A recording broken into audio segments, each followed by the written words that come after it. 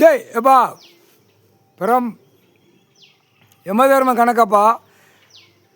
பிரமா விஷ்ணு விஷ்ணு பிரமா விஷ்ணு சிவன் 3 பேர் அசிங்கத்தை அதில் பூரா எரிச்சிட்டேன். கொல்லி ஏற்கனவே எல்லாவனுக்கும் நம்ம வைக்கணும், சுத்தம் பண்ணியாச்சு. அவங்களும் கொல்லி வச்சுட்டாங்க. விஷ்ணு பிரமா 2 பேரும் கொல்லி வச்சுட்டாங்க. என்ன கணக்கு? 7 ஜென்மத்தை சேட்டை விஷ்ணு பிரமாவை அடிச்சிட்டான், அசிங்கம் பண்ணிட்டாங்க. அதுக்கு கொல்லி வச்சாச்சு.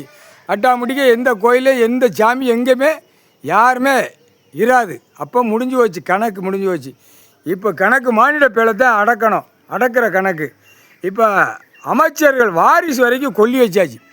முதலமைச்சராக இருக்கானா அவன் பொண்டாட்டி புள்ள பேரம்பேத்தி வரைக்கும் கொல்லி.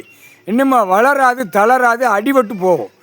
இப்போ தமிழ்நாட்டில் இருக்க எத்தனை அமைச்சர் கண்டாரோலியுமே இருக்கான், அத்தனை குடும்பத்தில் உள்ளே கிடக்கிறவனு பூரா கொல்லி. பேரம்பேத்தி கொல்லி பேரன் செடி பேரன் கிடக்கிறதெல்லாம் கொல்லி வச்சுட்டேன்.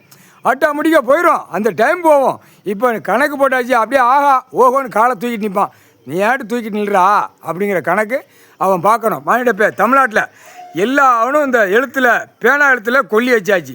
பேனா எழுத்தில் கொல்லி வச்சாச்சு. இப்போ கொல்லி வச்சு தானே எழுதுதான். எழுத்து கொல்லி வச்சு எழுதுதான். அந்த எழுத்தில் கொல்லி வச்சுட்டேன். அப்போ ஆட்டோமேட்டிக்காக கொல்லி வச்ச மாதிரியே போயிடுவான். அதான் கணக்கு. முக்கால் சத்தியம் யமதர்மம் போட்ட கணக்குப்பா. முக்கால் சத்தியம்.